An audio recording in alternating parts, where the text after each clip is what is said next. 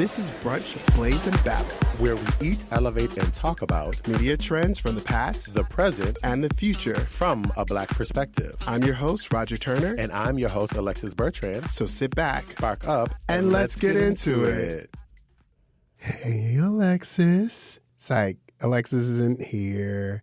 It's just me, brunchers. I hope you're all well. Alexis and I will both be going on vacation, so we'll be off a couple of weeks. However, I have been really lax in answering some of the fan mail that you guys have been sending in. So I think it's time to do a fan mail episode. So I'm going to answer some questions. I'm going to read some comments. I did not get a chance to read. Some of them are pretty old. I'm really sorry. I'm going to do a lot better. First, right to business. My brunch was pretty good. You know me. I did the basics. I did the vegetable smoothie and I did my protein shake. It was delicious. On a scale of 1 to 10, how high am I? I have a flight in the morning, so I'm taking it easy. I'm about a 6. Plus, I'm by myself and I got to push these buttons. So I don't know what's about to happen. So I'm going to try to get through these questions.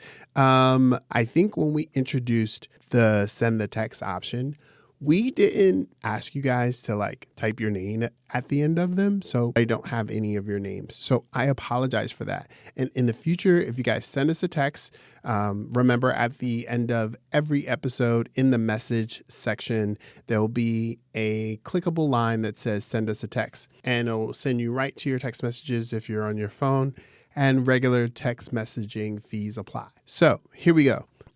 We had a comment. My favorite romance movie is Punch Drunk Love. Punch Drunk Love. I'm high, y'all. My tongue is not working really well. So we're going to do the best I can by myself. My favorite romance movie is Punch Drunk Love. It's real white, so good, but so good, starring Adam Sandler, who portrays someone who might be described as on the spectrum these days. It's hilarious, incredibly well acted, and touching. I will check it out. I have to be honest, I am not a fan of Adam Sandler. He is one of those actors that kind of annoys me when I watch him. But I will check it out. I'm looking at it right now, and it's on Netflix, it says. Is that true? Nope, it's no longer available on Netflix, but I will find it somewhere. Let's see who's in this cast. Oh, wow, it's a while ago. Philip Seymour Hoffman, Emily Watson, Luis Guzman. Okay, I like some of this cast. But this is definitely an old movie because Philip Seymour Hoffman is no longer with us. I think he passed away in 2014. Comedy romance. Okay. All right. Punch Drunk Love. I will try to check it out. Okay. What else we got here? My favorite TV mom is Thea. She reminded me so much of my own matriarchs. I remember Thea. I think when we did the Black TV Moms episode, I believe we did mention Thea. Thea is a classic. I believe Thea is the first time that we meet Brandy Norwood. Am I right about that? I believe this is Brandy's first show. If I'm wrong about that, y'all let me know. But yeah, Jason Weaver, Brandy Norwood. Yeah, I'm pretty sure Thea came out before Moesha, right? I'm pretty sure that's true. Anyway, let's look through some other questions. I actually have a few things that are actual questions that I got really excited about that you guys wanted to ask. Way back when we did the episode on the Black Star Film Festival, someone wrote in, let me find, what upcoming Black filmmaker are you excited about? So I have been really excited about the recent work of director Nia DaCosta. Guys, if you don't know who Nia DaCosta is, she directed Candyman, did really well in the box office. In fact, I believe Nia DaCosta became the first Black woman to have a film debut at #1 in domestic box office. So, yeah. There was a big hit around Nia DaCosta. I think people started to feel like she wasn't doing great when The Marvels came out, because she also directed The Marvels, which I enjoyed. The Marvels. I don't think it is Marvel's worst movie. It did. I could see how it was pace-wise and tone-wise, it was a little bit all over the place. But I don't know if that's a director issue or more of a studio issue. I know with Marvel, there's a lot of markers you got to hit that makes it hard to tell a story. I did recently watch Hedda with Tessa Thompson, and I loved Hedda. I think Hedda is a really well done movie. The sound choices that are made, the light, the retelling of the dramatic classic Hedda Gabler with Tessa Thompson and Lee Roll. It's made a little more Black. It's made more sapphic. There's a lot of really great decisions that are made. It feels like you're on a ride. The whole film happens at a party and you feel like you're in the midst of this party. It takes a lot of turns. Hedda is done. It's a great film. I really enjoyed this film. So I'm also trying to get into my horror bag. Y'all know I'm not a fan of a scary movie. I'm not going to pay nobody money to get me scared. But for my own reasons, I'm trying to develop more of an appreciation for scary movies and horror. Because, after Sinners, I believe horror can be done well. I've been looking for the things that are done well. So right now, the new movie that is upcoming for Nia DaCosta is 28 Years Later, which is it's a part of a zombie franchise, I believe. The 28 Days Later, and I believe there's 28 Weeks Later. Nia DaCosta is the director for this new film, and I recently saw the trailer for this in theaters, and I was like, I usually see a horror trailer and I'm like, absolutely not, I'm not going to see that.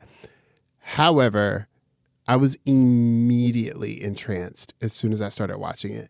So yeah, I think I'm going to see Nia DaCosta's new, I'm really excited about what Nia DaCosta is going to bring to film in the next few years, if we give those opportunities, because we call major white directors that can have a dozen terrible movies, but if they have a few good movies, they're one of the best directors. That should happen. You should have a chance to learn from your failures and develop that as an artist.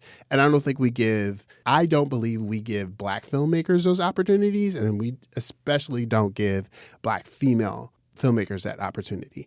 So I'm excited about what she's going to be doing in the future. Okay. So that was that question. Someone asked, what movie do you think perfectly captures modern day romance? So I don't know if there are a lot of films that do a good job of capturing modern day romance. And I think it's because modern day romance is so complicated. I like to see a lot of different representations in love and romance. I don't think we've seen an asexual story, because it being asexual and being aromantic are two different things. So someone that is asexual but also does want to fall in love, I haven't seen a story that represents that well, I don't think. I did really enjoy recently a movie that we didn't get to talk about. I'm not sure if we talked about this in the episode, but I just recently saw A Nice Indian Boy, which just warmed my heart. People that I have also watched the movie with me have thought that movie moved a little slow, but I really enjoyed A Nice Indian Boy. I thought it was a really good movie. There was another movie that I recently saw. It's actually from 2 years ago, but there's a film called Bonus Track that I thought was adorable. These are two very queer romance movies, but I enjoyed both of those. So I don't know if I can answer if there's a movie that captures modern day romance. I think modern day romance is so complicated, and I don't think we've captured anything to make it complicated enough. Oh, so I have a more recent question about the superhero summer episode. With James Cameron taking over the DC universe, which properties are you most excited about James jumping into and why? So there is a list of like things that are like already set for production from DC that James is slated onto. And there's two things that really stand out. So besides the things that are already been announced, like I'm definitely going to be in the theaters watching Supergirl this summer. I definitely want to see the Lanterns series. However, one of the properties that has been discussed that James Cameron is talking about rebooting Wonder Woman. They still haven't found a script. I believe it's reported that Fast Tracking Wonder Woman reboot scripted by Supergirl writer Anna Nogueira. No, I'm surely butchered her name because I'm super high. It won't be casted until after the script is written, and reboot meaning they will be replacing Gal Gadot as Wonder Woman. I'm so excited about that property. If you guys don't know anything about me, my favorite superhero of all time is Wonder Woman. I've always been a fan of Wonder Woman. I am a Wonder Woman aficionado. I know everything about Wonder Woman. I do believe that in an interview, James Gunn was asked about what characters he would be interested in introducing to live action. And he did mention he would like to put Nubia on the screen. So that made me really excited. And that he's rebooting Wonder Woman and they're trying to write a script for it. I would love to see what this would be about. So guys, if you guys don't know who Nubia is Diana Prince, or Princess Diana, Wonder Woman's, in the comic book, her black twin sister. Nubia actually at some point takes on the mantle of Wonder Woman. So yes, there is a black Wonder Woman. Also at the same time, Nubia also becomes a superhero in and of her own right. She actually becomes replaces Hippolyta as Queen of the Amazons. Nubia is a badass. She's like, I would love to see Nubia on the screen. Good luck in replacing Wonder Woman, replacing Gal Gadot. She was sufficient for the past movies, but I would like to see a fresh start of Wonder Woman. What is next? Oh, and the Teen Titans movie. There is rumor that there is an estimated, setup for a Teen Titans project. Let's see. What else? This is a question, actually, I will save for Alexis, but because he's more of the aficionado than I am. But what horror film do you think is underrated and deserves more love? I don't know, because I haven't watched. My answer off the dome is going to be Sinners. Like, I need y'all to give that movie more respect. But it's not underrated. It did just get nominated for Oscar. There's going to be things that's going to be happening with this movie, so I'm going to pull that answer back. But I don't know. I don't know what is a underrated horror movie. It depends on what you're looking for. Yeah, I'm going to leave it at that. If you could reboot the sketch comedy series Living Color, who would be the stars? Oh, first of all, I wouldn't reboot In Living Color. I mean, you can't really do it without the Wayans. I mean, besides Damon Wayans Jr., I don't know any younger generation or new generation of Wayans that I would. Listen, there's plenty of them. Yeah, I don't know. I don't think I would reboot In Living Color. Okay, I have another one. So I believe this is around when we did our holiday movie episode. This says, my family and I have watched It's a Wonderful Life every holiday season, every year, ever since I was a child. We have since moved to Love Actually as our annual holiday tradition. If you have an annual holiday tradition movie, what is it? And if you would change it, what would you change it to? I don't.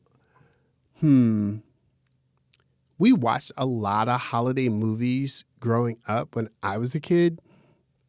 So I don't think we had a mainstay of like the same holiday movie. I don't think we watched the same holiday movie every year. Let's see. I recently watched, so don't get at me. Don't come for me, you guys. But I recently watched Elf for the first time. I had never seen the movie Elf. So, and I was not expecting to enjoy it that much. It's actually a pretty decent movie.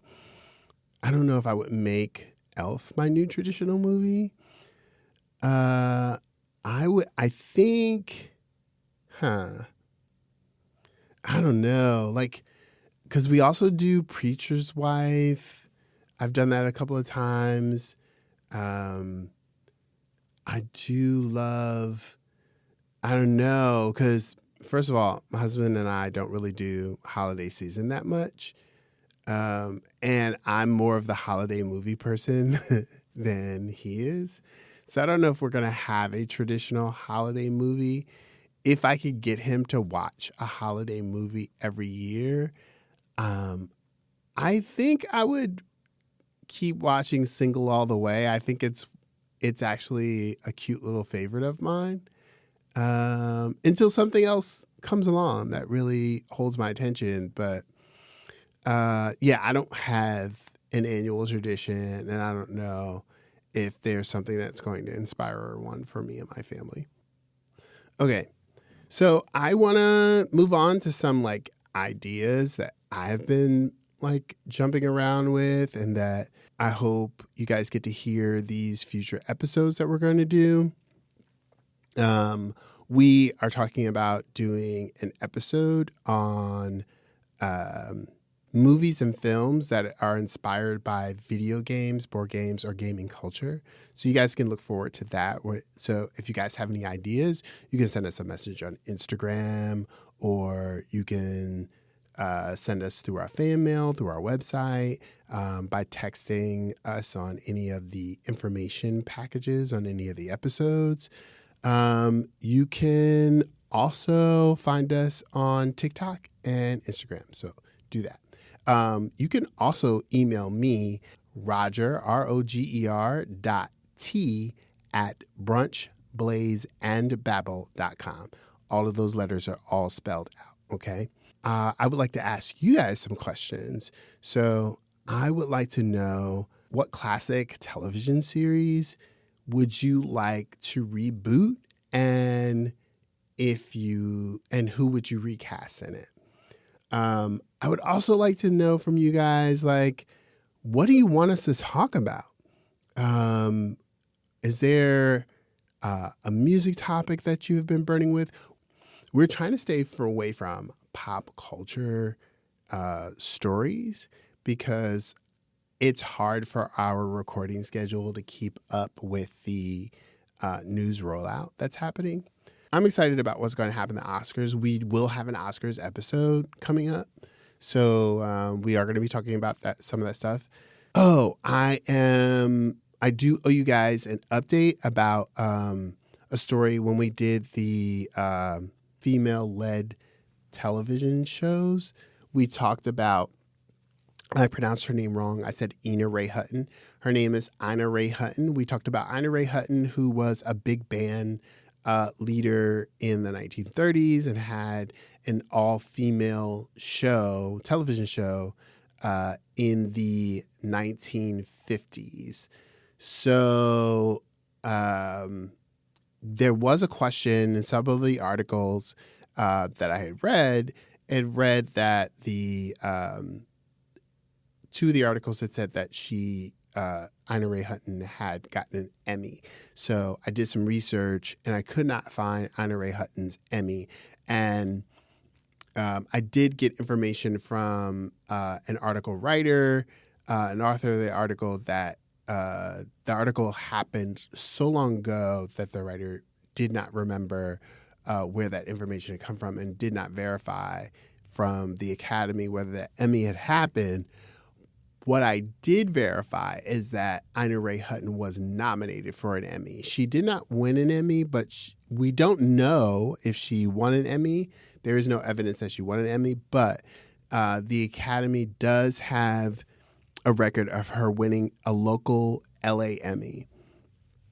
So is Ina Ray Hutton, who was passing as a white woman in the 1950s with an all-female cast, is Ina Ray Hutton the first Black woman nominated for an Emmy?